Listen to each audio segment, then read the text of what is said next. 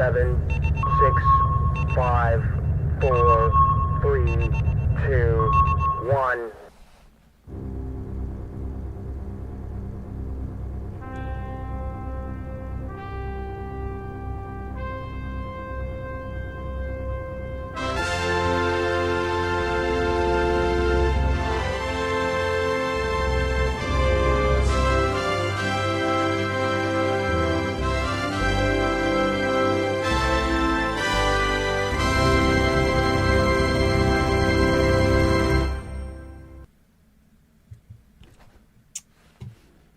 Hey, And I think we're on. we're on. We should be on, right? We're on. Excellent. Welcome everyone. You're crooked. Thanks for tuning in. So we had a little bit of a hiccup. Excuse me. Gesundheit and a sneeze. So we had a That's it. hiccup and a sneeze, and we're back. We're on. I just verified that we are a go on Facebook. And all right, guys, it's happening. We're doing this. And so, Tiny Bean Tara is in the wings. Mr. Chris McAuley is with us again, bringing us a whole bunch of really great updates, a lot of stuff to talk about. But in the meantime, greetings all. Welcome to Season 4 of Interfleet Broadcasting. I'm New York Pete. I'm here as a co-host, co-producer with my best friend, Chris, the Tipsy Toaster. We want to thank you up front for joining us and making this show what it is. You know that this is our news and pop culture sci-fi entertainment channel. Full disclosure, we happen to be products of the 70s and 80s, and we loved watching our TV, movies, comics, cartoons. It's what we grew up on, and we happen to be just slightly bigger fans of Battlestar Galactica 1978 than some of the others that are out there. But nonetheless, welcome to our corner of the universe. And thanks for tuning in, guys. I'll be monitoring a couple of the feeds here, and Chris will be doing, of course, all the technical stuff. And Chris, when you're ready, Hang on. you'll do the magic. Today has been a rough day. Oh, I can see that it has, but I think we're going to I am overcome in wonderful all. Knoxville, Tennessee. So Yes, you are not in the base star. I know that. Yep. And that's probably contributing to some of the Actually, right because no, nothing No. was the problem. It was.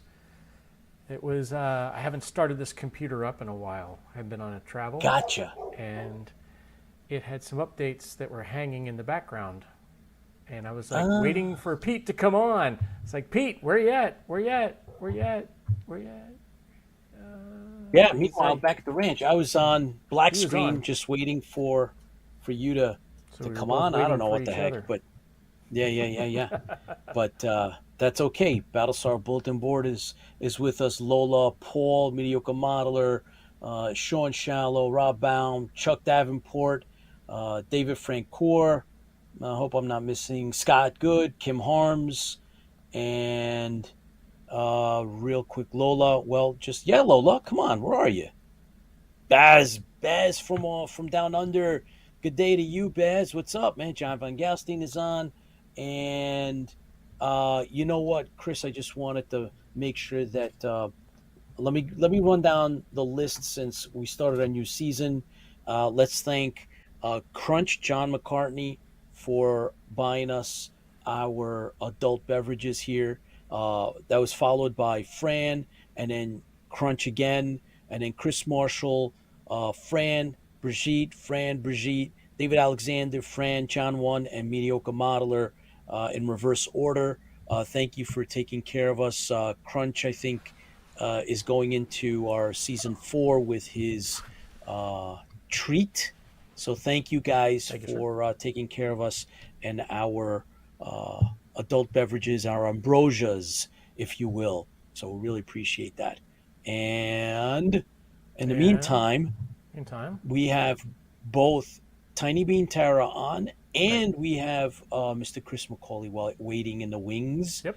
So, What do you want first? Chris, you're Dorian. Hey, Dorian, what's up, man? Thanks for tuning in. Night Dragon. Hey, guys, I'm embarrassed to say it, but I'm still trying to finish off the anniversary broadcast. Yeah, it was a marathon, man. I mean, we put in a lot. Mike DeBrun is with us, shuttle inbound. Thank you, Mike, for tuning in from Texas. I know that you're out there in God's country, so thanks for tuning in, everybody. And I, of course, George Yakumis in the house. Thank you, George, for tuning in. And let's see if I make sure I catch everybody as you come up. Paul, of course. Chris Laskowski, good day to all. Good day to you. Thank you for tuning in. Chris, also from down under. And I don't know, am I missing anybody? I think for now, we got some of you on the YouTube with the Facebook. I'm good. And Whenever you are. Who all are you right, doing cool. first? Battlestar Baltimore. Yes. Who, what, when, And where, why, how?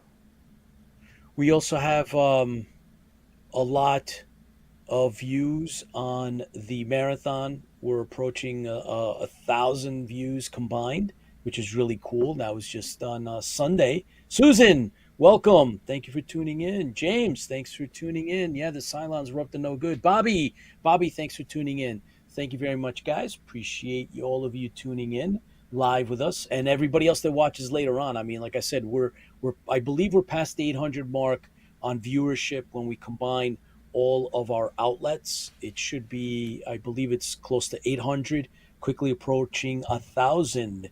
So that's pretty cool. Mike DeBrun says, kudos on the trailer. Thanks. We worked Thank you, really sir. hard on that. And two companies have just donated all the Bondo and paint to finish the Viper, Yeah, I putting saw it his. all on now. Yeah. Yes, I did give you a like on that, Baz. I Yep. saw that. That's really cool. And that is very nice of that guy that took care of you there. So thank you from us as well. IFB also thanks. Uh, Baz, put up the guy's name so we can, or the two companies, whoever they are, so we can thank them also for doing that, because that goes towards our love of Battlestar Galactica. So, Chris, what? I'm Oh ready to well, go hello whichever to you. direction you are. Just All right, let's have Tiny Bean on, and then we can spend the rest of our we're gonna broadcast. drink first, Uh, yeah, and let's I get think everybody up for a toast.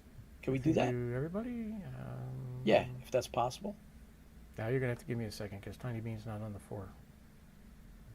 Give me a second. No, I think Tiny Bean is She's on. on She's the just not yeah, in yeah, in the mix. Yep. Tiny Bean's not in the mix. We'll fix that. A couple of strokes of that magic that you do over there. And Scotch okay? Yeah, Lola, Scotch is okay. Not a problem. Paul, I hope you have an ambrosia there with you as well. So let me see.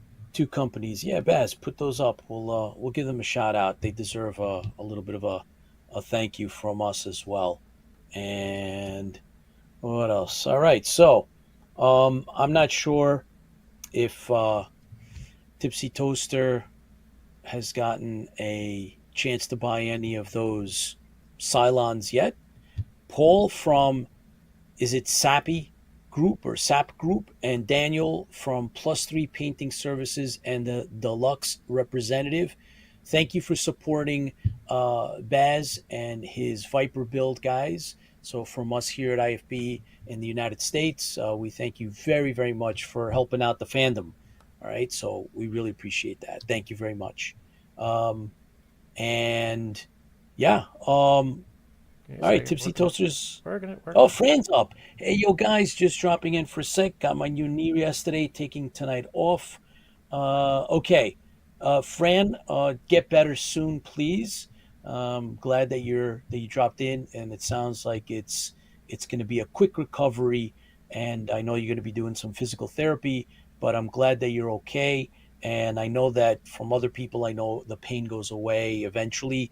You get back, and you'll be good as new. So take care of yourself for now, right? Look out for number one, and we're in your corner. So please keep us posted on what's going on, though. All right. So speedy recovery, Fran, and we will.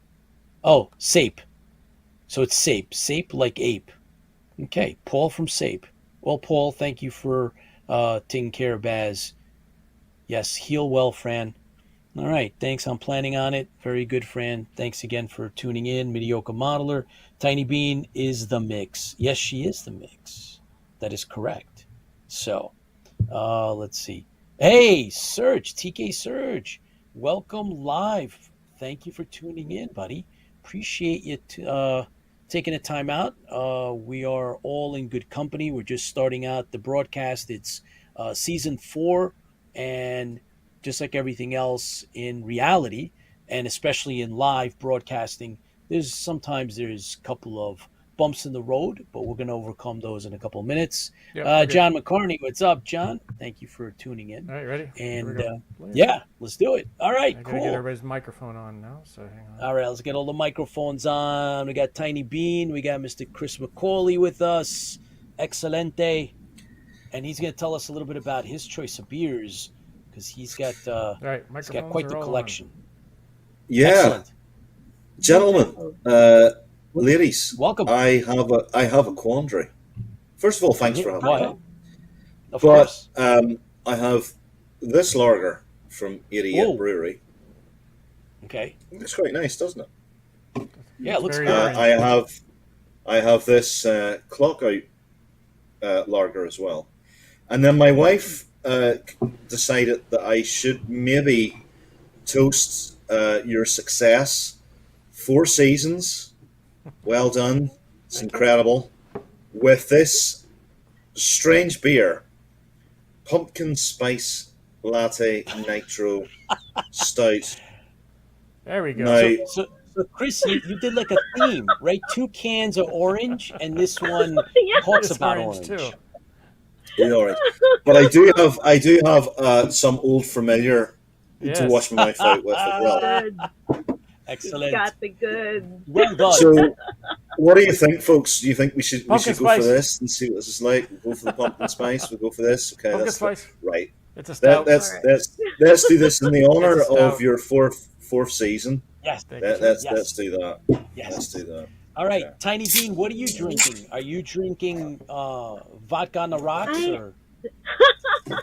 I would be like passed out. No, I am a lightweight. I drink white wine. There you go. Ah, excellent. Very good. What is it? Is it from a box or is it what type of white wine is it? This one is actually a Chardonnay, which I like. Oh, very good. I like Chardonnay. So there you go. I like Pinot Grigio. Remember, Christmas is coming. Excellent. Karen, thank you for joining us. Love it. Yes, Karen is like, yes, she's got the eye on. So let's be careful what we say which- from now on. Which Yeah. weak beer do you have, Pete? Oh, I just went and did this again. My favorite. It was Yeah. either this or Budweiser, but I didn't. Yeah. Oh, Dave Francoeur. Well, buddy, you're drinking Coke tonight. That's okay. Diet Coke is acceptable. Rum and Coke Kim? is better. Kim, what do you got going originally? And it just popped up. What is? I went to the page. Oh, yeah. Here we're here. We're for real. Yeah, we All took a right, bit. so let's get this done, gentlemen. So I'm And drinking lady. Yeehaw from the bar downstairs. So Okay. at the hotel. All right. Well, there we go. I can't- Amazing. I'm Hang on, done. hang on. I'll open it. Jesus, all right. I'll There it I'll is. pray for you, Chris. I'll pray for you, Chris, man. It's a God. Tennessee beer.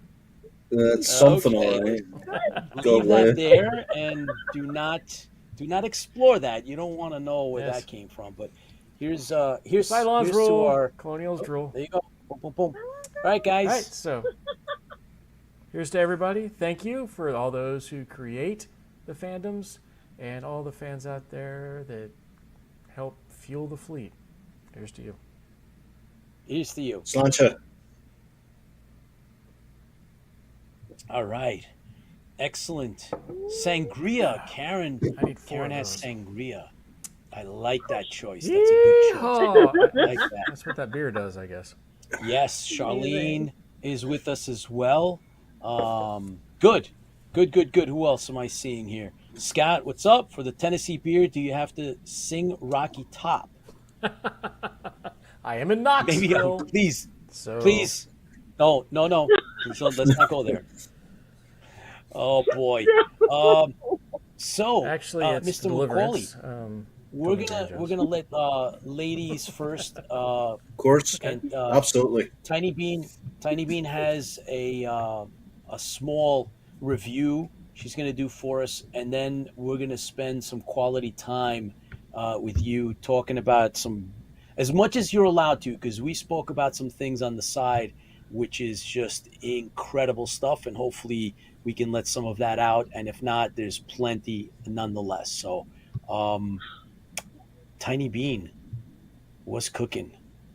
Awesome. Well, I'm so It's excited to good. hear what Chris has to say later. So I'll be Oh yeah. watching. I can't Uh, wait. Let's do and that. and we're gonna have some other some oh my god, I would love to tell you what Chris McCauley told me, but I'm gonna let him say it because wow, I was like, really, you're doing that? Okay, cool. But yeah. Okay. And so I started listening to Silo 3, which is called Dust. Yes. So, Right. Okay. oh, yeah, it's good Is it stuff. great? It is, yeah. Oh And so man. I've been catching up on the some of the actual Foundation, and so I'm Hmm. a little bit behind on Foundation. And there's Invasion, and there's I think a Invasion. couple Yes. other, yeah, Yes. Yeah. I just And I started the new know, season, so I'm like, okay, all right, I and I don't know have that. the PowerPoint slides tonight, so it's all you. okay. No worries. Chris, you don't have It will be access to quick. our drive. If you want to wait another 5 minutes, I think we could do 5 minutes. okay, I'll be back. Okay, So all right. Well, Invasion. in the I just started the meantime, second season. That's good. yes, beware of banjo music, Chris. That's what Scott just said. So just be very, if you start hearing it and it's not in your head, you better be careful, man. All I So, gotta say is, you all got a pretty mouth. oh He boy. did. He went Okay, there. that's a quote from the movie.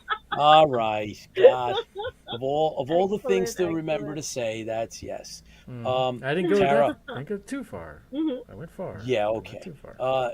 Tara, Yeah. what if anything are you reading? I know, I mean, time is a premium, but do you actually are you reading anything? My reading list is as big as my viewing list, and there's not enough time in the day, but I have to read every day. I'm one of those people, and Excellent. I think I told you I finished the Three Body Problem.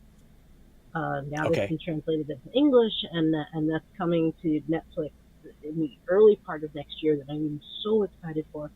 Honestly, one of the best sci-fi books I have ever read. It's challenging. It's mind bending. Ooh. I have the second book to that on tap, so that's coming up in the rotation. I think it's two things down in the rotation. But that if the showrunners from Game of Thrones can do for this series what they did for the Game of Thrones book series, we are really in for a treat when that comes around. Ooh, that's cool. Very Yeah. cool. There is. I'm gonna try to throw some stuff your way in terms of some of the military, hardcore military sci-fi stuff, just to see if Oh, it piques great. your interest. So I'll get you Yeah, I'll get thank you a you. list of some of the stuff that's out there that's floating around. Excellent, I thanks. wanted to tell you that Baz says hello, good day, Tara Scully. Hey, Buzz. Hello, Mulder. Oh boy, all right. Awesome. Yes. And Yeah. so there we had a lot of fun on our marathon show. We had Eric Oh, so Larson. much fun. How did you do on the trivia? That trivia was really challenging. It took me, it took me a minute here and there. But great, and every time it was like, oh, of course, that's the answer. You Yes, That's I the remember that. professor. The professor, Exactly. he's guilty of that one. Yes. because we had a lot of fun at Dragon Con with trivia as well. Dragon Con was courtesy of Robert Baum. Our anniversary marathon was courtesy of Professor Eric Patton. And we're going to be actually going to Chiller Convention in New Jersey coming up later in October. And I'll give you a report on how that plays out. I don't know if you've ever been to that one, Tara. No, I've never. It sounds fantastic.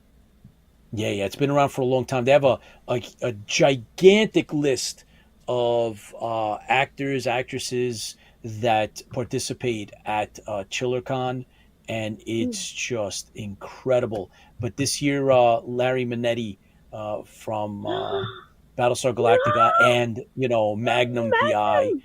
yeah, No! and others. He's done a whole bunch of other stuff, but he's going to be there. He's up in age, and so I think it's an opportunity for us to actually see him in person. So that'll be actually pretty cool. Please give him my love, please. That's amazing. He was just a baby in PSG. So. That's right. Oh, by the way, Dorian Keys says, Tara, give my book a chance. Yesterday's tomorrow. I'd love to hear your feedback. All right, so let's. Yes, definitely, Dorian. Yes. It's let's actually put that on my list, and I forgot about this, so I am bumping you up in the rotation. See, that's all you got to do is just ask. You see how that plays? All right, cool. Thank you. Very cool. So we're working on putting together the audio and our film clips for the edit of the Stranded Warrior. So that's in the background. That's where we're going with the Stranded Warriors, getting it all together, so that we can get it closer to editing the movie. But in the meantime, I set up. We have a new background for you for season 4. So here it is, guys. Enjoy. Oh my gosh! What? Oh, what? Poor you. You didn't clear this with me. You need to record the theme song though, or the many versions of the theme song. The many versions, all in one. Yes. Yes. Well. Maybe if you're extra good, we can get Dorian to do a little clip for you. There we go. Oh, yeah. It's got to be Tiny Bean Tara. It's got to be jazz style. All right, cool. Jazz hands. Here it comes. All right, let it rip. All right, we're good to go, guys. Fantastic. Oh, it is so good to be here, everybody. It's great to see all my friends online. Happy almost fall here up in upstate New York. Welcome to Tiny Bean's Corner, where we discuss new and interesting things for your viewing pleasure. It might fall outside of your realms, but stuff that I think that the fleet might really enjoy. So I've got lots of fun stuff for you tonight, so let's dive in. First up, exciting news in the world of the Highlander. Yeah, there can be only one. I am a huge fan since the 1986 film with Christopher Lambert, Sean Connery, and Clancy Brown. The Highlander franchise spawned 4 films, a great TV series with Adrian Paul, and countless books, comics, and video games. Chad Stahelski of John Wick fame has been working on this reboot since 2016, and it is finally really happening. And it will star the Man of Steel and the Witcher star Henry Cavill. Woo! So there you go. Right? I mean, just take all of my money. I'm good with this. That's crazy. Right? Yeah, really, really excited. And they're talking that this is just the start of a whole new franchise. And they are honoring stuff from both of the movies and the TV series and weaving it all together. So I am so intrigued. I can't wait for this. So, I will be all over it, and I will keep updating as the updates come in.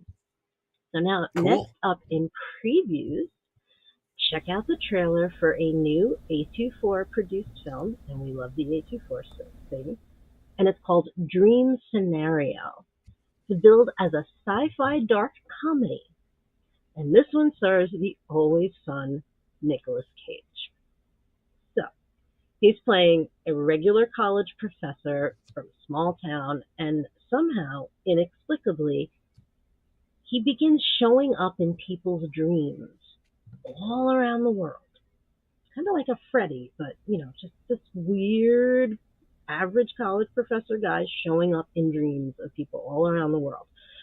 And I'm told from there, the less you know about it going in, the better. Now, this was a huge hit at the Toronto International Film Festival, and it's been getting a lot of good buzz.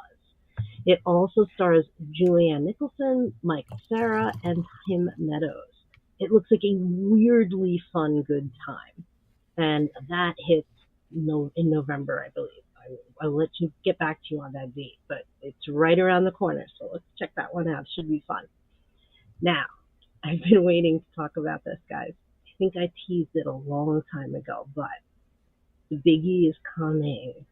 If you watch one trailer this week, make it this one.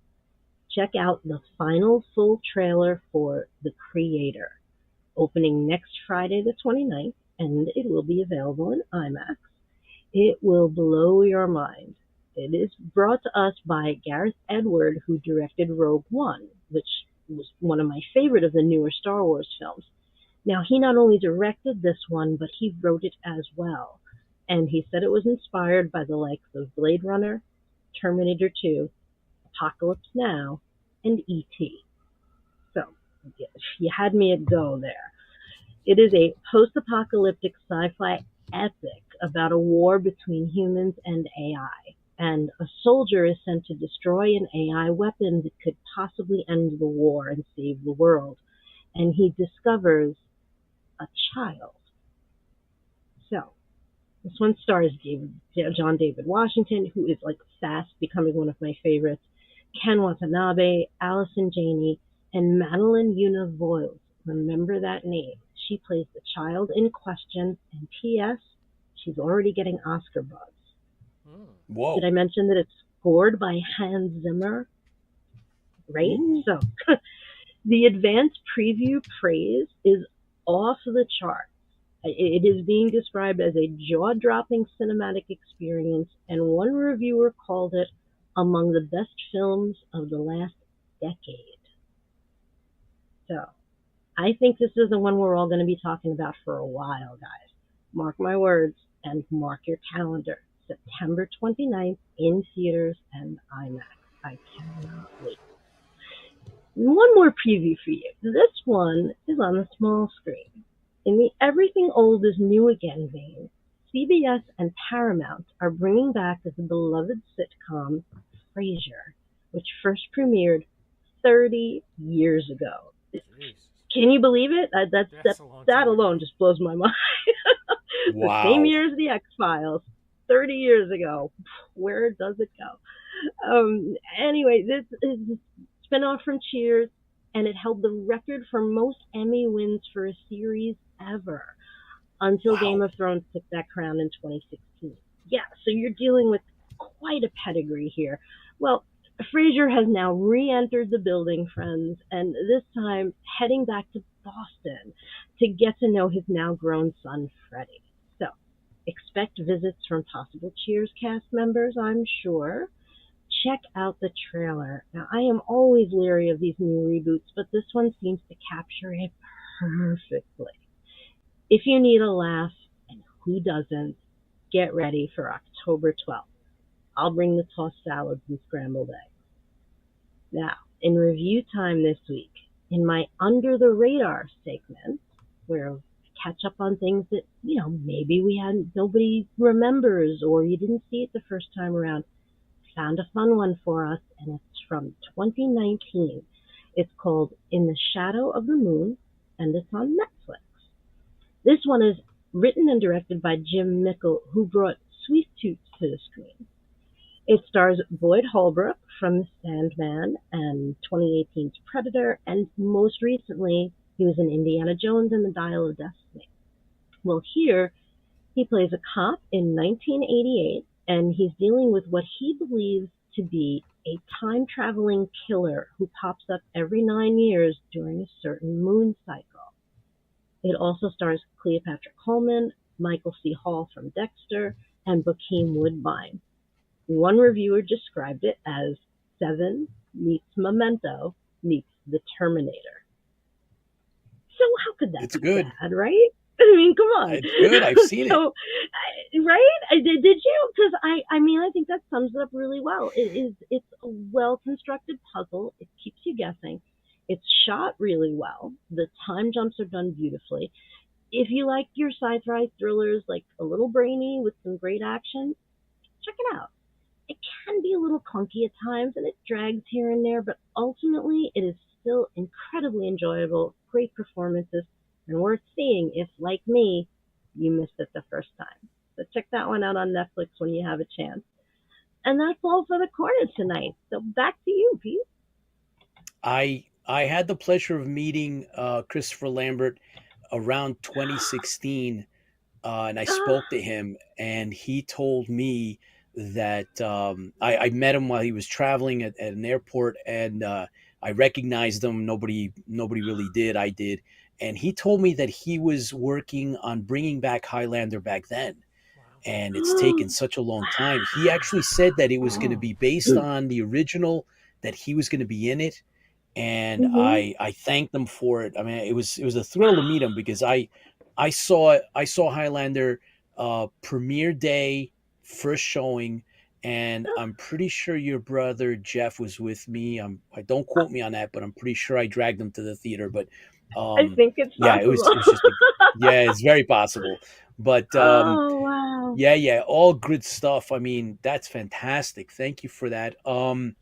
We have let me shout out to Ed Hale, is watching live with us. He's an American writer, singer, songwriter, recording artist. His hit singles include I Walk Alone, New Orleans Dream, and Seen in San Francisco, which all landed in the Billboard Top 40 charts in the adult contemporary radio format. He's sometimes referred to as the ambassador by fans and press due to his penchant for global volunteer and diplomatic travel. Ed, thank you for joining. Ed is a friend, a big sci-fi fan, and appreciate you tuning in, buddy. Thank you very much. And Tara, I mean, you bring up some really cool stuff every time we get you. So thank you for doing that. And looking forward to the next one again. Absolutely. There's so much happening, so much coming up for us to look forward to, guys. So I will be back soon. Cool. Thank you very much. Tipsy? Later. Yeah. You need to raise your audio a little bit. What? Huh? Audio. Huh? Can you hear me now? Can you hear me now? A little better. Can you hear me now? A little better. Can you hear me now? Yeah. Come on. Yeah. No. There you go. Perfect. You're not gonna all right. You're good. That's fine. Tiny Bean. Check. You take care of yourself. Looking forward to hopefully meeting up during the summer. Maybe we can, hopefully you let us know when you're around and we can do, I don't know. Maybe we'll do like a live or something, or a quick spot. If you come down into the city, it'd be really cool. That would be great. In the winter. Absolutely. What am I saying? The summer? The end of the summer. We're in September. No, in the fall now. Sooner, yeah, definitely. Or how about when you just time travel? When you time travel back into last summer, that's when we'll I'm get working together. on it. Perfect. Okay. Fantastic, guys. All right, I will be watching. I can't wait to see Chris. So enjoy, guys. Have fun. I'll see you soon. Thank you. Yes, bye. All right, awesome. Cool. Are we halfway done with my yeehaw? Yes. I hope by the end you start singing at the very end, not before. Just like the last couple of, like the last 2 minutes. So you're gonna start singing and bust out the banjo in the last 2 minutes, please. So Always. we have Chris McAuley, who's been on the show before, and we communicated. He told me a bunch of things. Hopefully we might get some scoops. He's got a whole series of things to talk about because he is directly involved in multiple franchises, his own as well. And I don't know, if we have him, let's bring him on. All right, let's do it. First of all, I have to do this. Sorry, Tara. But when you turn off your camera, make sure you're staring. Oh, That's boy. what happens. All right. All right. Thank Thanks. you for that. quite welcome. Yeah. Okay.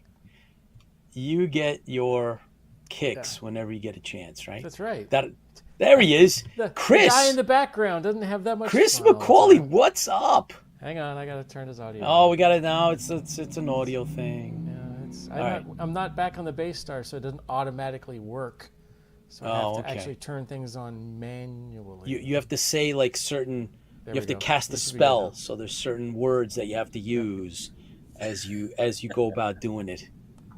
Yeah. That's it. Abracadabra. He's on. Are we on? Yes. Check. Gentlemen, how did I follow Tara? Ah, yes. That was just such a great rundown of all the stuff going on, and obviously, my friend Claudia, she's been in the Highlander franchise yes. for the series That's right. and stuff like that, right? So, Oh yeah. but lots to look forward to. So yeah, Tara, brilliant. Fun, things I didn't know about was going on, so I must watch. But yeah, and by the way, this beer is dreadful. This pumpkin spice thing. I'm trying to watch my language, but God, it's bad. You can But say I'll it's manfully- fracking great.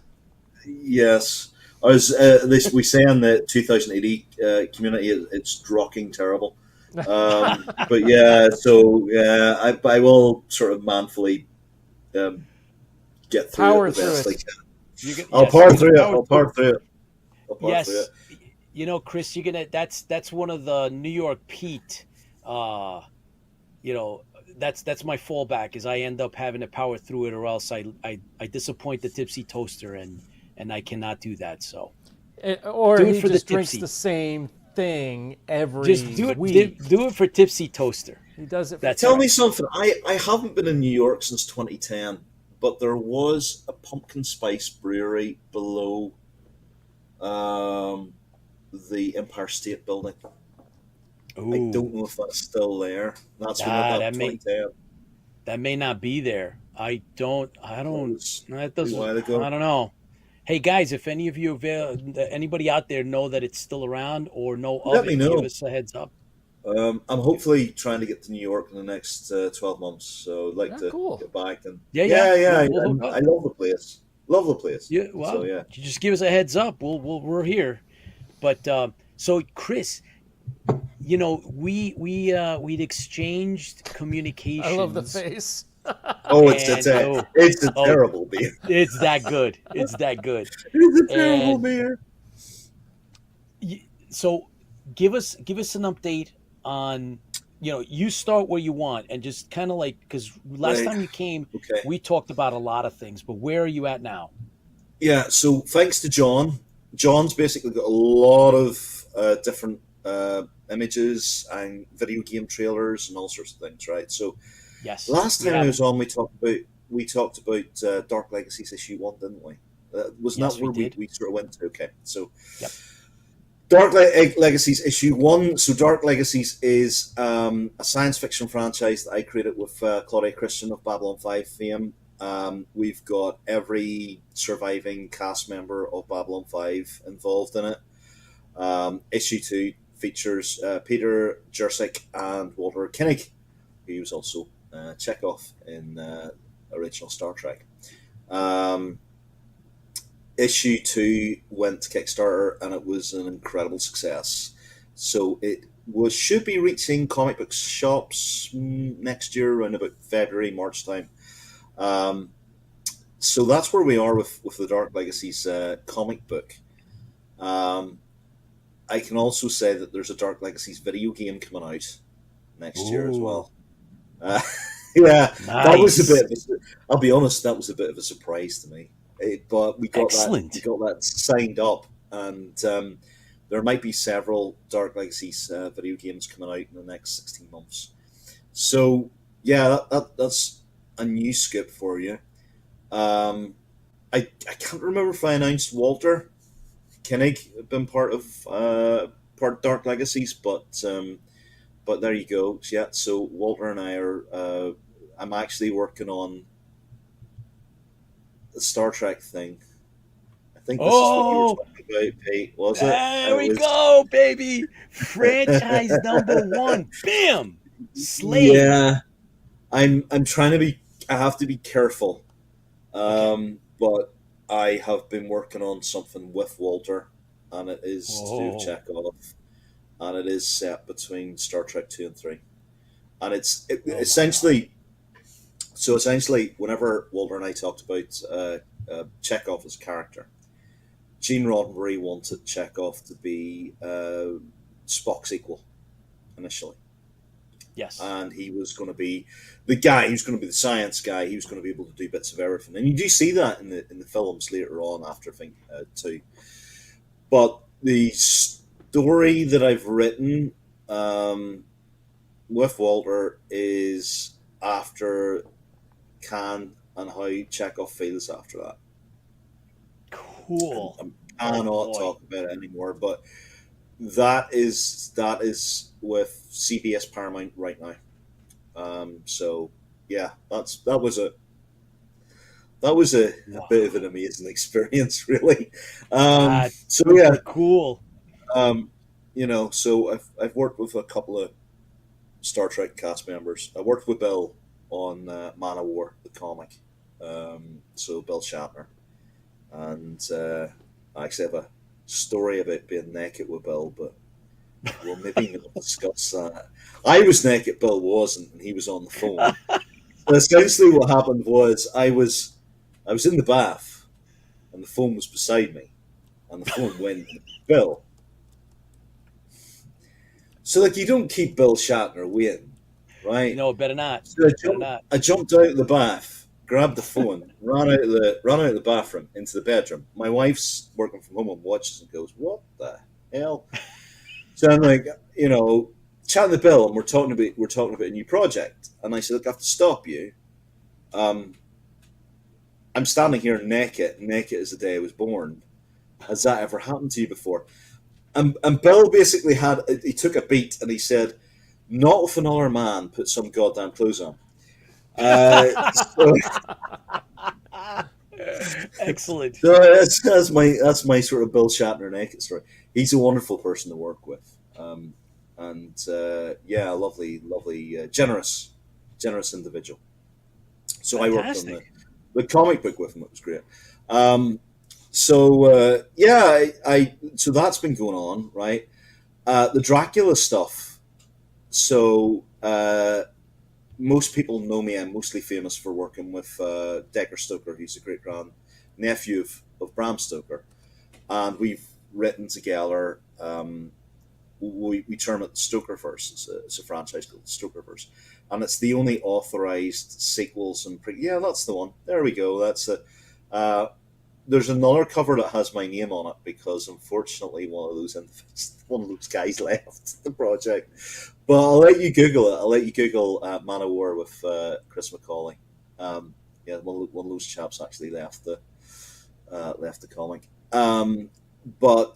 Yeah, so we created this thing called the Stokerverse, and it's the only official sequels and prequels to Bram Stoker's novel, Dracula, and Bram Stoker's other works as well. So we've got tabletop games, comic books, novels, audios. There's a television series in the works. All sorts of things going on. So that's what I'm mostly famous for those people that don't know me. We have issue 2 coming out. Now, it might surprise you to know that when Bram Stoker wrote Dracula, he said it was a true story. Wow. I can confirm that Dracula is actually a true story. Now, when Bram Stoker passed the original manuscript to his editor, Otto Kleiman, from a company in England called Archibald and Constable, he said that basically, and in his original preface, he said that Dracula was a true story, that he knew everybody, but they had to actually change the names because they were very prominent members of Victorian society. Wow. Decker and I in this issue were actually revealing who Dracula was. It wasn't Vlad the Third at all. So let me clarify this. When the original name for the Dracula novel was Count Vampire, Okay. the editor said, no, we need a one name title because that's what's going to work. So Bram Stoker went to the London Library and started to look up old Transylvanian myths and legends and found a book written by a Scottish author called Emily Gerard. And she wrote a book called The Land Beyond the Forest, and that's actually the English translation of Transylvania. And when she wrote the book, she talked about, Vlad III, Dracula. And the original intention of Dracula was that he would be the devil on earth. And you see this actually surviving in what people have as a novel now. When he signs for Carfax Abbey, he calls himself Count Mandeville, Man-Devil. So whenever Bram saw Dracula, the son of the devil, son of the dragon, he said, that's what I'm going to use. And he used it. And that explains the disparity between, what people think is the Dracula mythos, which is really what came from Francis Ford Coppola's film. I can't call it Bram Stoker's Dracula because it's not Bram Stoker's Dracula. It's Coppola's interpretation of the film. And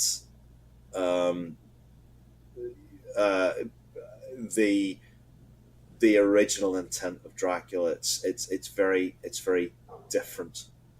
So we're bringing out in this second issue what Bram Stoker really intended and who Dracula really was. He was a real person, and he was somebody that Bram Stoker knew in life. Wow, that's crazy. And when is this going to be released? Next month. So Nice. yeah, so we're doing the Kickstarter next month. We've got all the artwork and stuff done.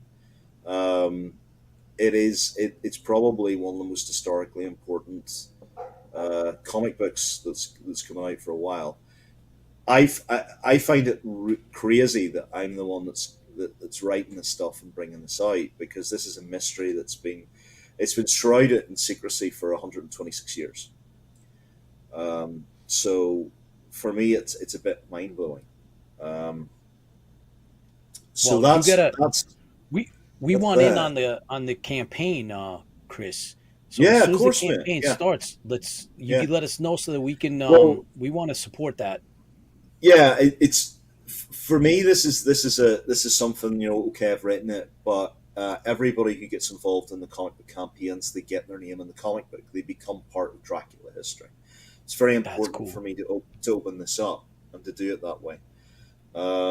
So our backers for issue one and issue one. So it's Dracula: Return, Cult of the White Worm, which is the first issue. And what I've been doing is I've been looking at Bram Stoker's notes. I've been looking at with Decker. We've been examining Bram Stoker's original intent, and what he was trying to do with White Worm was really it was almost like a sequel to Dracula in some ways. Oh, You can actually see that in some of the, like Lady Marsh, who's kind of a serpentine avatar of the worm. Now the worm is interesting. We're coming up to Halloween. The worm is based on an Irish legend called Crom Cruach, and Halloween is based on Crom Cruach worship, where you oh, would sacrifice things or people, unfortunately, to Crom Cruach, the worm that lived under the earth. Um, Ken Russell's film, the Lair of the White Worm, has the Lambeth worm as Crom Cruach, but Crom Cruach is an old Irish deity. And wow, that's where Halloween really comes from. Yeah.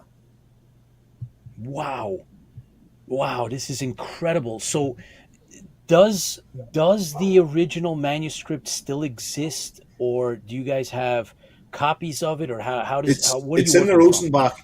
Yeah, the typescript's in the Rosenbach Museum, Oh, and okay. Decker has access to that. And we obviously have Bram Stoker's notes from from the family, and yeah, so it's all of this is authentic. I mean, basically, what you've seen in Dracula for the last 126 years is not what Bram intended. When Decker and I started this journey about a year and a half ago, what we're doing is trying to bring the original Dracula back, and the original Dracula is very fresh because it's never been portrayed before. Once Hollywood got their hands on Dracula, you've got this very handsome, aristocratic Romanian individual in Bela Lugosi. And that's not what Dracula is at all. Dracula is a horrible looking man with an iron grey moustache, very long fingernails with dirt in them.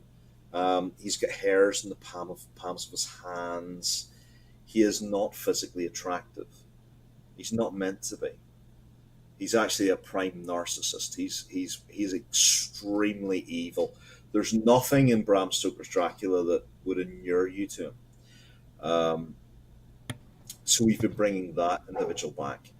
Really, that form of horror. I mean, there's a scene in the original Dracula. I don't want to be too graphic here, but it does explain why what we're doing is very important. But there's a scene in the original Dracula where Dracula hands a baby to the three weird sisters. They're not brides in the novel. They're three weird sisters. And the weird sisters pull the baby apart as if it's a piece of KFC chicken. Huh. And the mother is at the castle, and she's beating the castle doors, and Dracula calls the wolves to come and eat her, and smiles while he does it. Oh boy! Wow. There is nothing redeeming about this individual. I've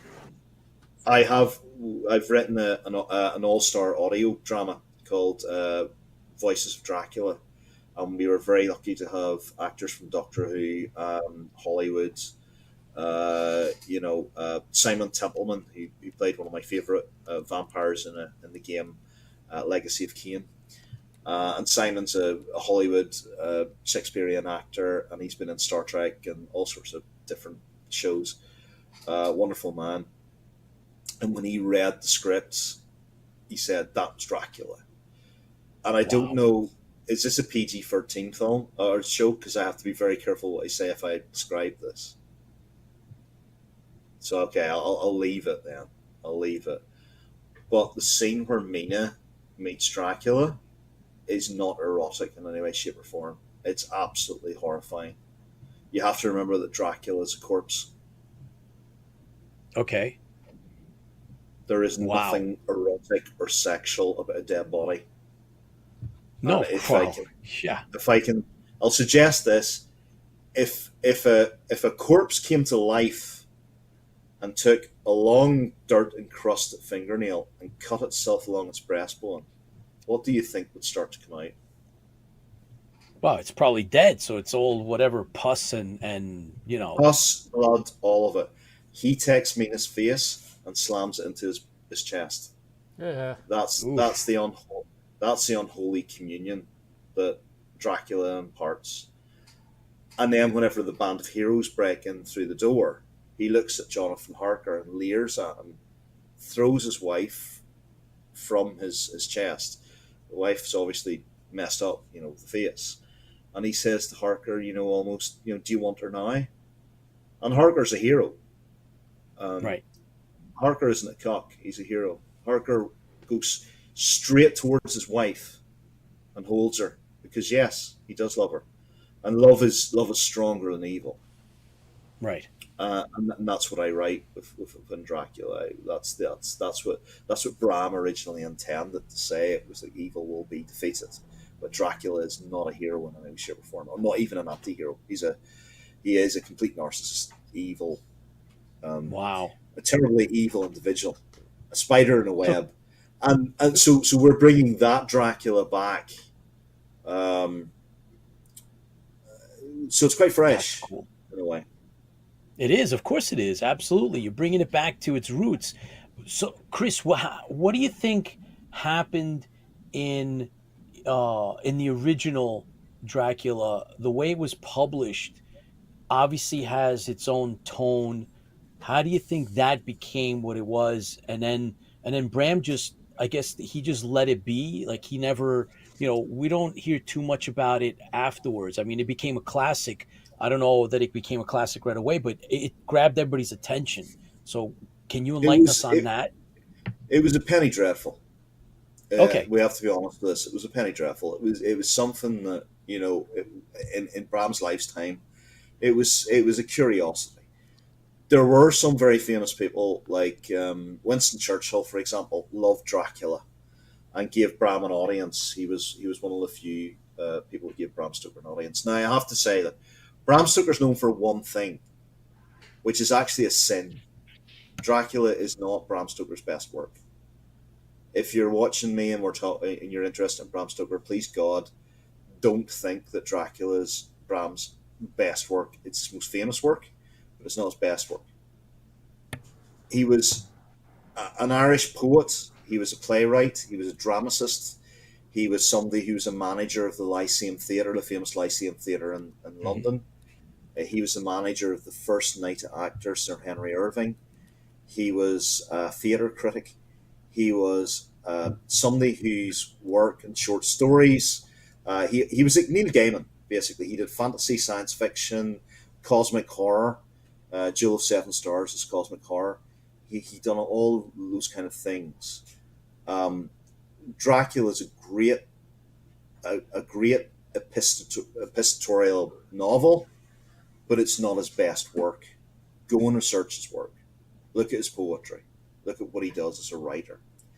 Um, I think he made his peace with what Dracula was. It was a brilliant piece of horror literature. He was driven into the horror genre because he wanted to beat his friend Oscar Wilde, and he wanted to beat Poe as well. Poe wrote a short story called The Black Cat. Bram Stoker wrote something about a cat called, and I apologize for this, this is the original title, The Squaw. When Decker and I rewrote it and put it into graphic novel format, we called it The Virgin's Embrace because it's actually about the Iron Maiden of Nuremberg, the Virgin of Nuremberg. Um, but yeah, I think he kind of let it be. Now there's a Norwegian version of Dracula which is different from the English, and it's closer to what we believe it's closer to what Bram intended, and it's known in Really? English. It's the Powers of Darkness. Yeah, it's a different story. No kidding. So what Decker and I have done is we've pieced together everything. So, for example, in the castle section of whenever Harker goes to Castle Dracula, Dracula's not on his own; he has servants there. Oh, Dracula has created a cult of ape Neanderthal-like creatures. He performs satanic mass in a room, in the Red Room scene. Um, there are those differences and more. We've actually brought this out in Stokerverse in a miniature war game that Crooked Dice, a company called Crooked Dice, have done. And it's you can actually play through those scenes as well, where the villagers come and attack Castle Dracula as Dracula is trying to sacrifice his poor lady, and these ape men creatures are about. There's all the little miniature figures and stuff created. So we've wow. been bringing this Cool. out in a variety of different genres. And we now have a video game coming out as well in a Metroidvania. If you're interested in Castlevania stuff, it's a Metroidvania style, and it is the only officially sanctioned video game that the Stoker family have created. You might have seen in the 90s Bram Stoker's Dracula, and it's been a game for the Nintendo or whatever. That was never sanctioned by the Stoker family. In fact, Ford Coppola's film, Bram Stoker's Dracula, was not sanctioned by the Stoker family at all. So, so Chris, when you say it wasn't sanctioned, you mean it wasn't endorsed? Wasn't Um, endorsed. It wasn't wasn't anything to do with the novel. There are so many differences. I mean, Bram Stoker, the original Bram Stoker's Dracula, he did not go to take Lucy and Mina because he was looking for a booty call, I think is the modern parlance. He he was not right. there was no romance in that. There was nothing in that sort of aspect. Now I have to say, Bram Stoker's Dracula is a fantastic film visually. Um, Right. but I'm sorry, there's no ending where Mina goes and holds Dracula in her arms and mince is passing. You know, there's none of that. So it follows it somewhat, but it's not. We've never actually seen a an accurate depiction of the novel in cinematic format or on television either. Louis Wow, that Jourdan's that 1970 version might be close, but Decker and I have created a screenplay, ah and it has good. gone to yes, it's gone to various groups. So we're hopeful once the strikes are ended in the favor of the actors and the favor of the writers that'll be considered and made. Oh, fantastic. Well, this is all good news. We have a couple of questions, Chris, from our Sure. fans. One of them is from Robert Baum, and he wants to know, is Nosferatu closer to the Stoker rendering? It is because the Stoker family actually sued the creators of Nosferatu. The creators of Nosferatu were ordered to destroy all the reels of the film Oh, because wow. Florence Stoker wanted them all destroyed. One survived. Now, the Stoker family have no problems with Nosferatu now, but it was seen as a serious copyright infringement back in the day.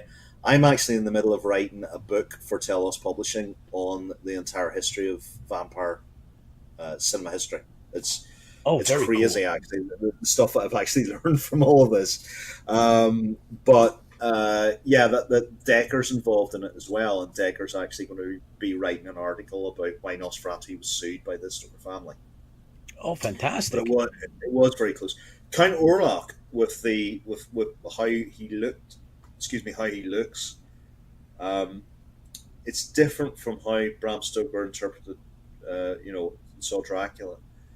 But Orlok has that repellent and yet compelling magnetism that Dracula has. Dracula is not a handsome individual, but he's repellent and charismatic at the same time. He has very unusual features.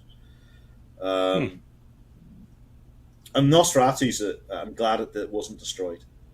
Nosferatu's a very important part of horror cinema, and it is a masterpiece. I mean, am I allowed to swear?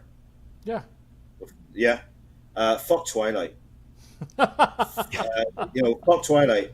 And to be fair, Frack works better, but good. I Frack, right? So and Frack Interview with the Vampire. If you want to be scared by a vampire film, you watch Nosferatu. Could you imagine that individual coming into your room? No way. That's No terrifying, way. and that was the power of silent cinema. It was quite melodramatic. It was creepy. But it had all this atmosphere. And vampire cinema to me is a nonsense now. It's I'm not a fan of Anne Rice's. I think she did incredible things in literature, but for me personally, that's not where vampirism is. Vampirism is distinctively non-sensual. It is extremely dark, dangerous. It's all about transmitting diseases. What you see historically is that when there's an outbreak of disease, then there's all this hype about vampirism. And there's a New England vampire scare that happened due to disease that people believed that was actually there was a vampire that was causing this sort of stuff. So the attractive, sensual, sexual vampire has never appealed to me. It's never been authentic, and that's why I love things like Nosferatu and the original Bram Stoker's Dracula. 30 Days of Night, for example, has a hell of a punch. Oh, You yeah. you look Oh, at those yeah. vampires. There's nothing sensual about them at all. They're predators. They're apex predators. Yeah. Yeah. Uh, they're almost Freudian in their need to feed orally, which would tell you what's going on downstairs. Doesn't work Yeah. because it's Right. all about oral fixation. So, but yeah, it's for me that's where it's at, and I want to bring um, the horror and the fear back into vampirism. I don't want people to be comfortable. I don't want people to think these vampires are going to be your best friends. They're not. Yeah, of course not. Yeah, Chris, we And have that's what another comment from Mike DeBrune. Have you watched What We Do in the Shadows? If so, what's your take on it? so that's a lot of fun. I love it actually. I love the film. I've watched I think the first two series of it with my wife. I love that sort of stuff. Don't think that I'm sort of saying everything else is crap. What I'm saying is that there's a place for it. I mean, I love Count Duckula, the UK cartoon, where it was a vampire duck who he didn't. That was who I grew up with. He didn't drink blood. He was a vegetarian, and David Jason voiced him. I love all of that stuff, and Interview with the Vampire. It's not my thing. I've watched the film. I respect it for what it is. I think What We Do in the Shadows is very funny, and I might be slightly attracted to Nadia. Who knows? I'm not going to admit that, but it's a great show. I think it's brilliant. There's Rob Baum put up another one. He says the Marnow version of the Herzog remake. Comments. I've never seen it, so I can't Okay. comment. But Okay, I will watch fair. it now. I Fair. will watch it now. What about Salem's Lot then? He says he hears there might be a remake. Salem's Lot, again, it kind of makes vampires quite creepy and scary, so I love that.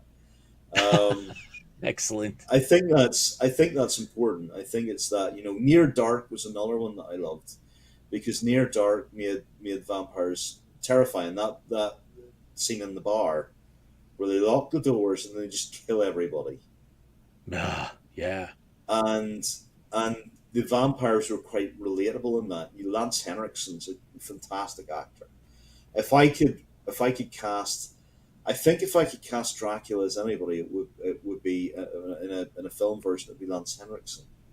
Lance Henriksen has a great range. Bill Paxton, the late great Bill Paxton, was another fantastic character in that film.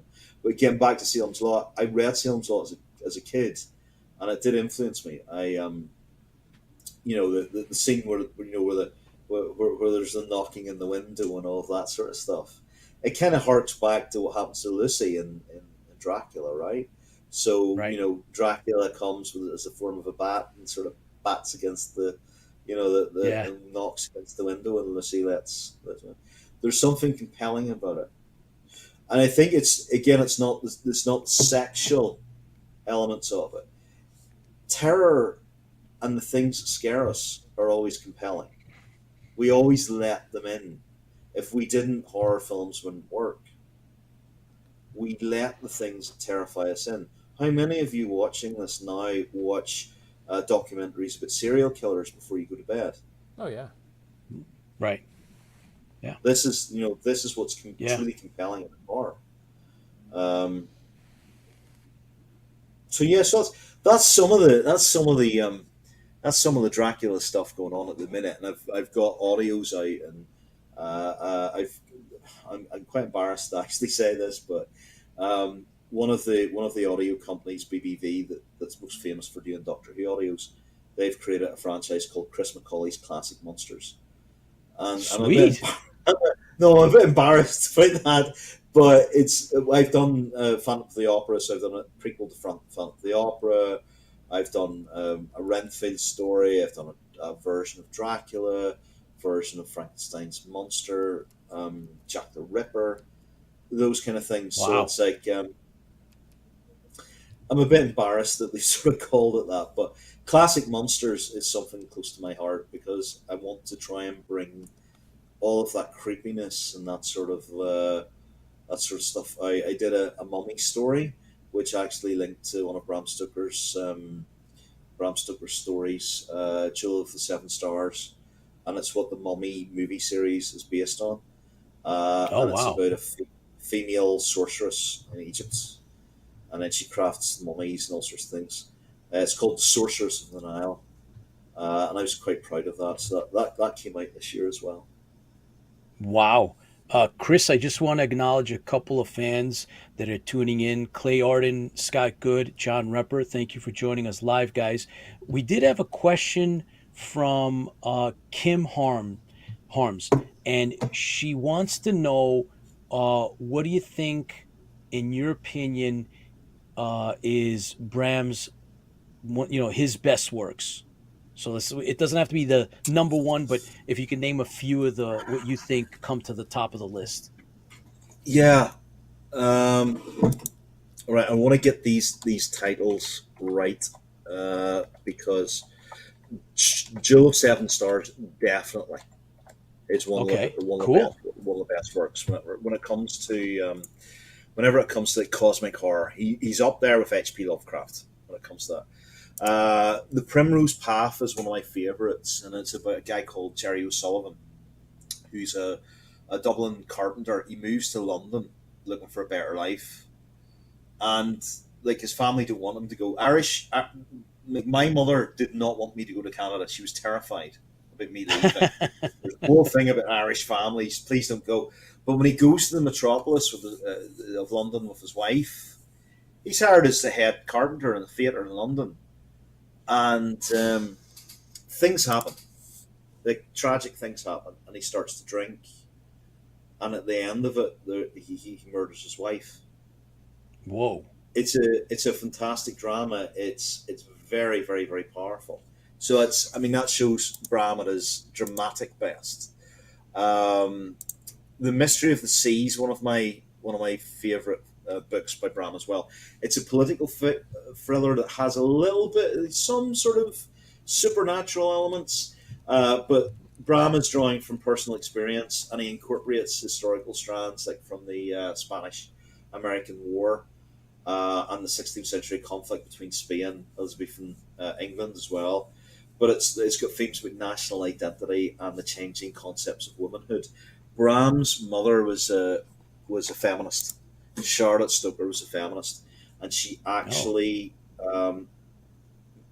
helped people during the cholera epidemic in Sligo in Ireland, which was dreadful.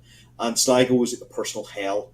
The cholera epidemic. They believed at the time that you could burn the cholera out there, so they had fire and flame and sulfur going day and night from these bins, from these metal bins. And we do believe, Decker and I believe that's actually where Bram got a lot of ideas about Dracula from, as well, was from the Oh. cholera epidemic. We've written the graphic novel, which is about to be published next year, and it's from Charlotte Stoker's diaries. So something that we're very passionate about in the Stokerverse. It's not just about Dracula; it's about Bram's Okay. entire life. It's about everything I'm talking about now. Um, this is what we're very passionate about. Um, and Bram had a lot of short stories as well, um, and we're trying to bring those out as a sort of a treasury, which are very important, like a Interesting. Bram Stoker treasury. So, Chris, there's more to the Bram Stalker world that you've created, um, and then there's other franchises that you're working within as well. So it's not just your stuff, but there's others as well. Oh, that's right. That's where we're gonna do the Terminator Yeah, 2 stuff, right? So tell us yeah. about that. That's God, cool. I was very lucky. I was presented this because of my work on the Terminator That's franchise. cool. I was very touched by this actually. Anyway, so yeah, so I've worked on the Terminator. Everything I've written is now canon in the Terminator franchise. So I was approached to do initially Terminator 1 RPG from Yeah. Nightfall Games, and I wrote a couple of a series of stories in there, um, which kind of set some of the tone for the game. And then Terminator 2 RPG, which is about to be released, I think, this year. I've written a series of 10 stories with that, and that talks about Judgment Day, how the resistance was formed, the concentration camps, all that kind of stuff. So Studio Right. So Canal have very hold on. kindly said, yeah.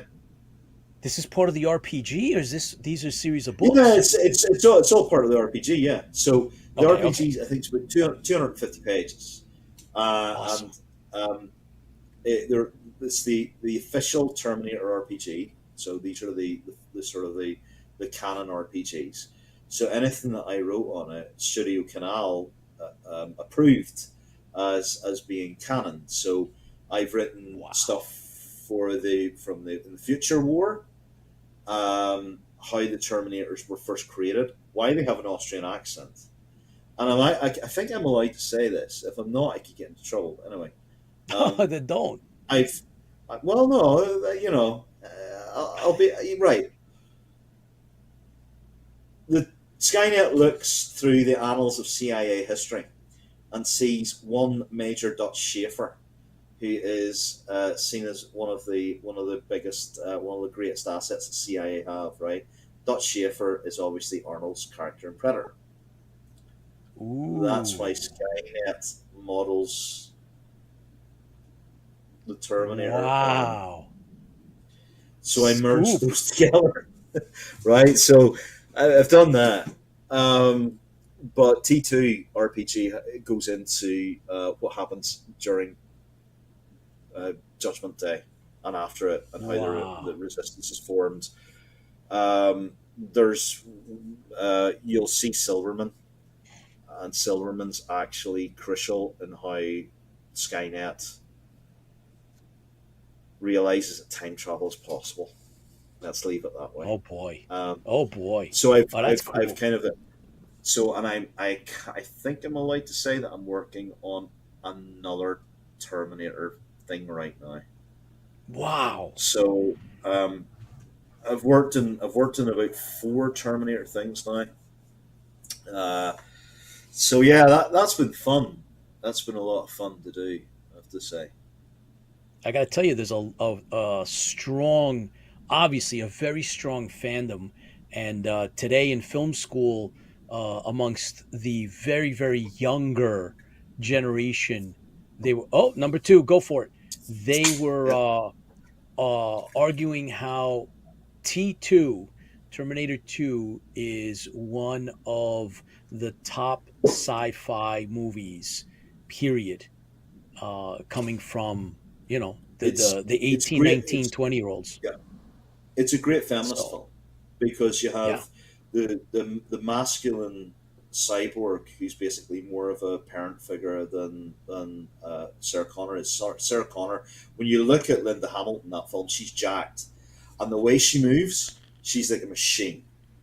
And whenever she's going to take out Miles Dyson, she has took over the role of the Terminator. yes, yes, absolutely, yeah, And there's something very very powerful at the end of the film where the T-800 says, "John, I have to go. I must go." He understands why humans cry. It's a great tragedy. It's a hellish tragedy what happens to that character and that figure. right. Um, and once he's gone forever. That particular T-800 is gone forever, and you know he doesn't come back. And I was very clear about that whenever I was chatting to Studio Canal um, about what I saw in the Terminator. What I see in the Terminator is tech noir. The bar name in the first film is what Terminator's all about, the dark side of technology. And Right. every successful Terminator film talks about the dark side of technology.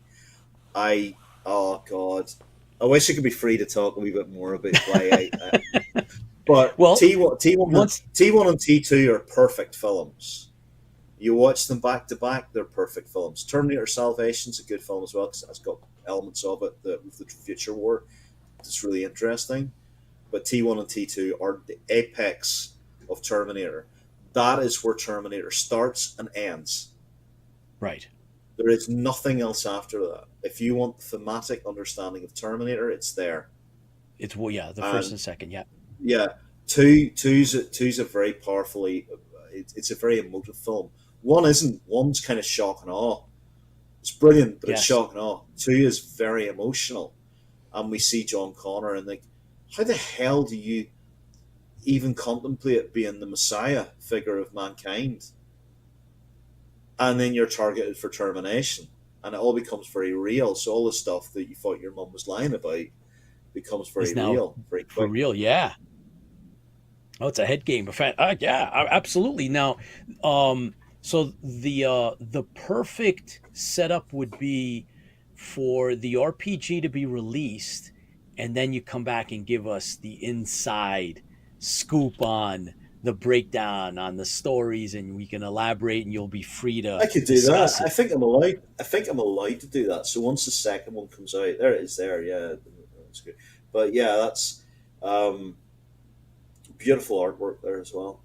Oh I'm yeah, extremely that's proud. I'm incredible. extremely proud of that. This, and I've been a Terminator fan for a very long time, and I've been very distressed by where the franchise has gone. I fuck it. I'm not going to make any secret about it. I'm not. I think the latest stuff isn't Terminator. I don't know what it is, but there's got to be that dark side of technology. There's got to be that. There's got to be some. There's got to be something primal about it, but also very philosophical. Terminator is an intellectual science fiction film, and when we start to move away from that, it's very clever. We start to move away from that. We move away from Terminator, So, and Chris, I want to this get is back to that again. in your RPG. Is that are you able to get back, and are we looking at what we just saw? Is this part of a campaign? Can you Yeah, yeah, elaborate? yeah. T2, you can actually play T800. That's one of the big things. Oh One of the wow, big changes between T1 and T2. So yeah, I mean, you've got a series of campaigns there.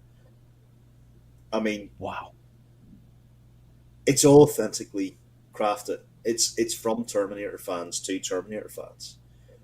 Um, wow. I So is it swear is to it you live? that yeah, well, the campaign's finished now. The Kickstarter campaign's finished. It's coming out, and Okay, you'll be able to purchase it as well in shops. okay, good, good, good. But I swear to you, you will not see a Terminator put on a pair of Elton John glasses.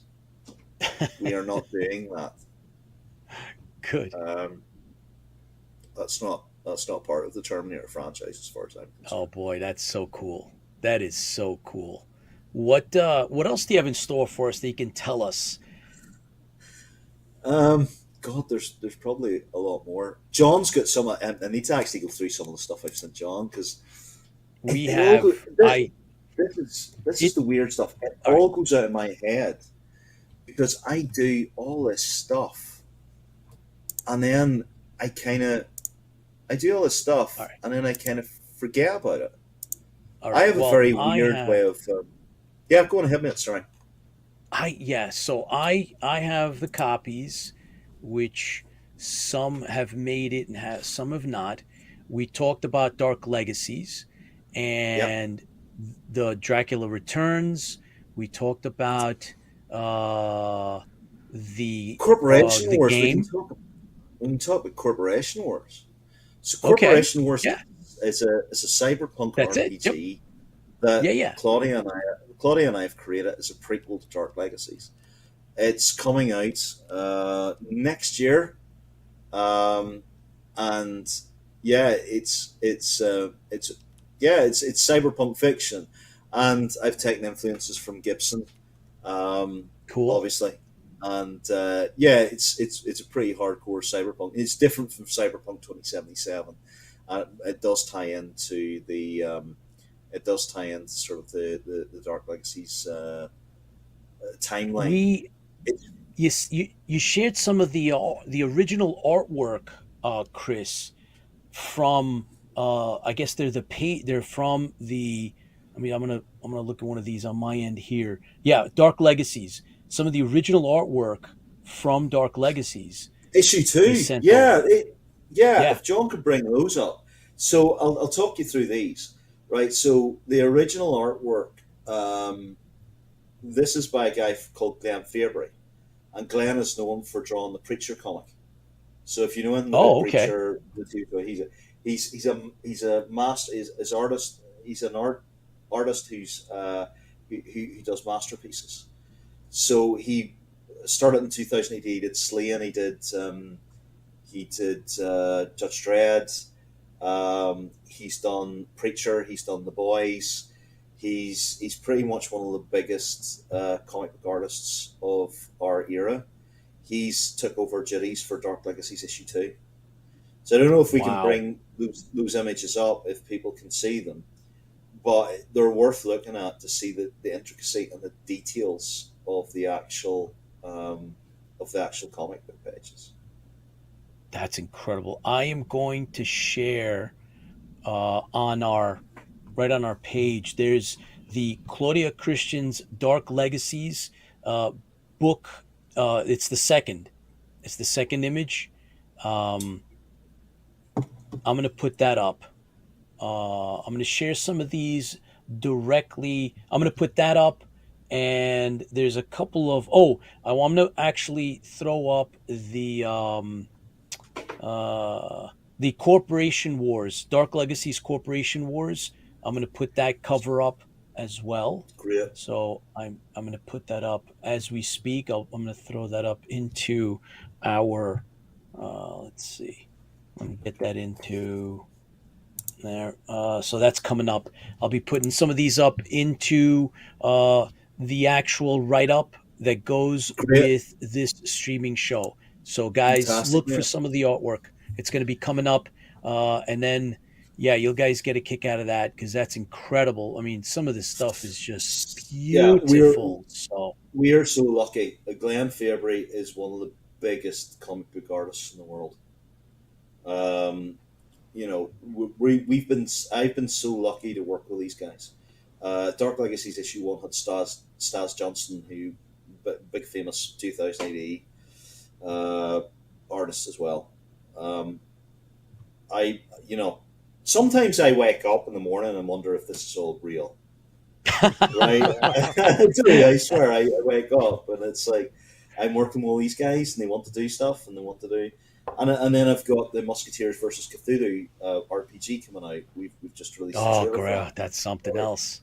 Claudia was involved in that as well. So that was a joke, right? So that started as a joke, and it was a friend of mine who was doing a horror anthology, and he said, "Can you think of anything that would be quite crazy?" And I said, "Well, what would 3 Musketeers versus Cthulhu?" And I created this very, very, very dark, sinister story, which has now become a comic book and a RPG. And Chaosium, who won Call of Cthulhu, they're doing this as an RPG. So one of the biggest RPG companies in the world took on my crazy idea from this weird anthology, which became very popular, and they're doing that as well. So it is it's a lot to take in, Pete. It's a lot. That's awesome. That's great. Are you kidding? That is fantastic. Good for you. So that's as it should be. Good. That's the original. Look, sometimes things happen for a good reason, Chris. So hey, yeah, man. Yeah, I'm able to keep artists employed. I'm able to keep game designers employed. We're getting games out. We're doing all sorts of different things. I know you guys got a lovely interview with Claudia. I'm looking forward to yes. I know she had nothing but good things to say about you guys as well. It was really nice. Cool. She was really excited. She was really excited about it all. So that was nice. Very cool. And we were too. We really appreciate it. Dragon Con, we dropped your name, and the minute they made the connection, they set it up for us the next morning. My name? Jeez, there you go. Absolutely. That's how it went down. They put your name into the email that they sent in through channels, right. And the minute she heard it was you, she accepted, and they were, they bent at the knee. They were very, very careful due to the strike, Chris. Yeah. So the strike is like a big thing, and they wanted to. I think you're the only guys, gingerly. So. Yeah, you're the only guys who got an interview, as far as I know. Exactly. They got an interview of actors. Yes. Bruce Boxleitner was due to be there, but he had COVID. Yeah. Yes, he got the COVID. He had the COVID, but he's another delight to work with. He's a wonderful man, and every character that I create in Dark Legacies I create with these actors. So like Walter Koenig created his character with me on the phone. Oh, it's cool. That is You incredible. know, I've done the same with Bruce. I've done the same with Peter Jurczyk.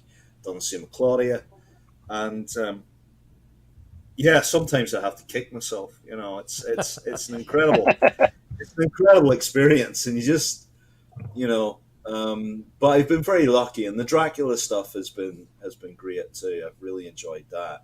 It's something else. I'm very passionate about Bram Stoker because he's an Irish writer. I'm very passionate about what I'm doing with the Stoker family because it's bringing Dracula back to the Stoker family. And we're bringing the original Dracula back, and all the artists that we deal with, and all the guys who are doing the audios and stuff like that. They're all part of Dracula history now. That's so Authentic cool. Dracula history, and it's very hard for me. It's very hard for me to take in a lot of this. That I've brought Dracula back after 125 years, and I don't think you can. I think you just have to keep going with it. Just explore the different avenues. And Look, somebody's got to do it. It might as well be you. If it's going to be done in the style that you want, it is what it is, man. That's great. People like it. I'm very grateful. Like I say, very grateful people buy the stuff and enjoy it. And we've got now video games and stuff coming out. And, the RPG is the tabletop RPG is a massive success. It's a bestseller. It's sold out in all the various games expos. And wow. I wrote 90% of that. That was the first RPG I'd ever written in my life. And I've written 90% of it. And I'm very pleased about that. So Chris, what about appearances? Is that something that you're going to pursue?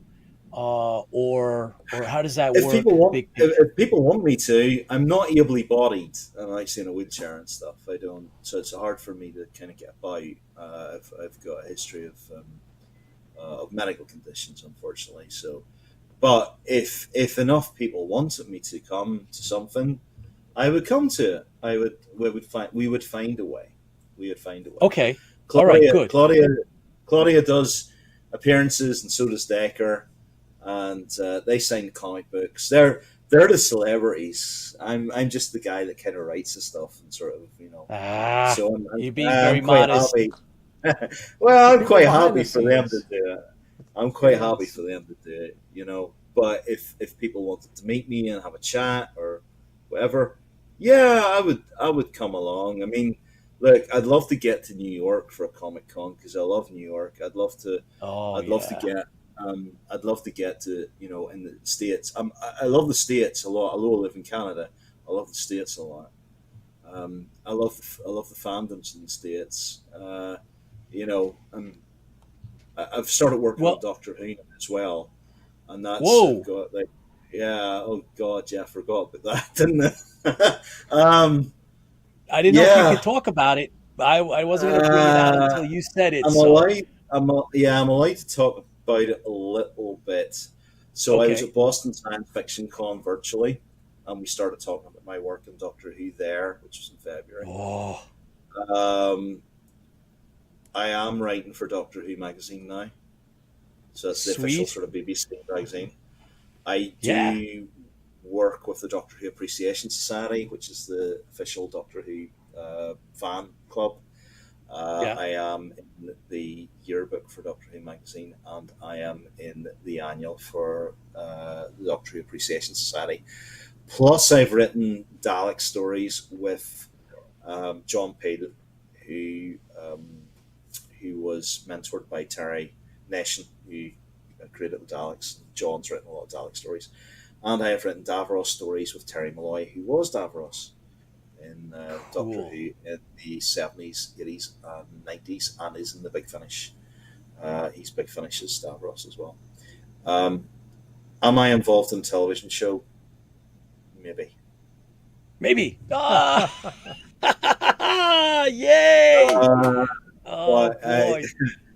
But there you go. So yeah, again, that's one of my that's my fandom. That's the thing that I'm really passionate about is Doctor Who, because I grew up in the wilderness years when there wasn't Doctor Who, and Tom Baker. yeah, so yeah, it's and I've worked with most of the surviving Doctors now on Have you some of my really? Wow. products. Yeah, Colin Baker was my Van Helsing. Oh boy.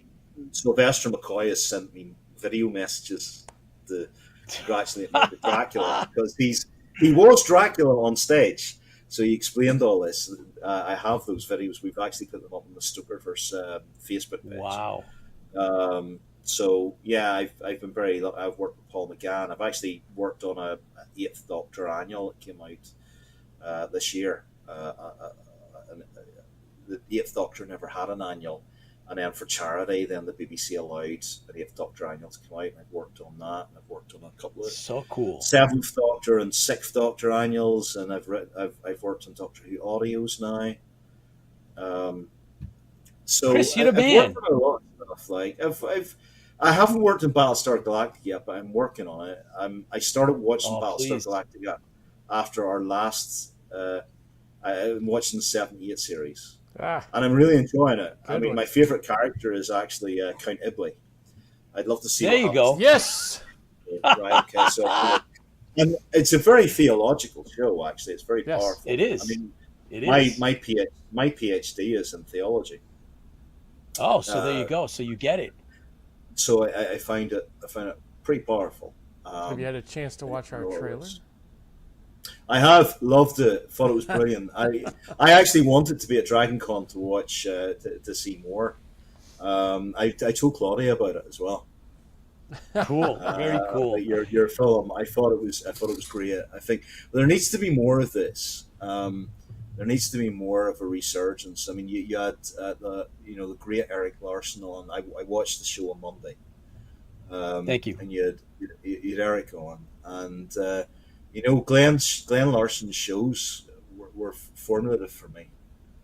I still, at lunchtime, I watch I watch 18 at lunchtime. I still, because my day job is I actually work for an arcade company. So I work with like Pac-Man and things like that, and I actually code challenges for Pac-Man, and I work with Namco and Capcom and different companies like that. I'm a programmer by trade, actually. Cool. I'm a writer. I'm a writer by chance, a programmer by trade.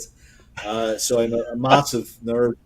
But lunchtimes I sit and watch Battlestar Galactica, or I'll watch Knight Rider or A-Team or Airwolf. Nice. Another good one. Miami Vice, actually. I started watching them. Yes, all right. Yeah, really Chris, you're the man. But Best this episode. is Where where the buses don't run. this is where the great writing comes from. Yes. And if we're all honest, a lot of television now doesn't have that. And Yes, it's it's true. missing it. And you look at Battlestar Galactica, it's very powerful because it's character driven. It is. And we don't have character driven science fiction. I would get myself into trouble if I actually told you what I really thought would state science fiction today. But my whole thing is that you look at Star Trek Next Generation. Why was Star Trek Next Generation popular? It was because you fell in love with the characters and you wanted to see what happened to those characters, and there was character development. Yes. And you have that with Battlestar Galactica, right? Modern science fiction, you don't have that. No, you got the story. Modern science fiction, That's it. you get the story. It's cookie cutter. There's a lot of safe spaces in modern science fiction. There ain't no science. There shouldn't be any safe spaces in science fiction. There really shouldn't be. If you look at how science fiction was written, if you look at the greats like Harlan Ellison, there was no fucking safe spaces for Harlan Ellison. And I've been very lucky to work with guys who worked with Harlan and knew him very well. And his work was extremely powerful. And do we really want safe spaces in science fiction? Is that what makes it powerful? Not always. No, you look at Gibson's Neuromancer. You look at you look at stuff like that. Utopias are dangerous because utopias don't exist. If you look at, again, let's go to Star Trek. Let's go to Khan. Can believed in the utopia. Mm-hmm. Utopias Yes. don't exist. That's right. So in Star Trek 2, Rafa Khan, he comes back and he's, my utopia. There was no province of a utopia. There never is. Not even Right. Starfleet's utopia. Correct. But Yeah. I think, Chris, it's important, this is so cool. I'm glad that we had a chance to touch upon everything, right? We went through Yeah, thanks for basically, having me back. I appreciate oh, it. you kidding I me? really With appreciate it. this is this is why we did this show. We want to be able to interact with those that create, those that are, more importantly, Chris, those that are fans. You're a Yeah. fan, and it makes a big difference, right? So that's what we I really give, enjoy. I, That's why we I want give you it, back. yeah, I give a damn. Like the guys that I'm Yeah, working with, these legends, I give a damn about them. Yep. I mean, yeah, Dark Legacies is it's about the legacies of humanity's past and stuff in the storyline, but it's also about honouring the legacies of the sci-fi legends that I'm working with. right, It's really important right. to me, and That's, a lot of these guys are terrified about being forgotten. oh, as it should be, as it Yep. should be. But You that's know, why we kind of, that's why we do what we do, and that's why we're here. But thank you very, very Build the much for taking fandoms. the time out to come back again. yeah. Thanks for And having me. we look forward to the next time, Chris. So we want to, we want to be plugged in when you do the release on the Kickstarter for the next project. Yeah. Let's do Sure. that here. Let us know, and we'll work with you here. It'll be a lot of fun. Great. So, thank you. You're the first official guest outside of the marathon for season 4. So this is how we're kicking Oh, thank off you very our new much. season, basically. So, Chris, thank you very, very much for coming. Guys, Catch you later, guys.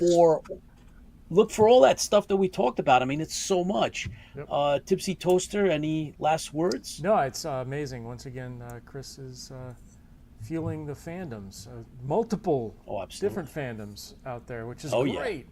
It's love to Yeah. see somebody with that much passion behind the scenes, writing, getting people to create comic books, and the artists and the writers, and it's just amazing.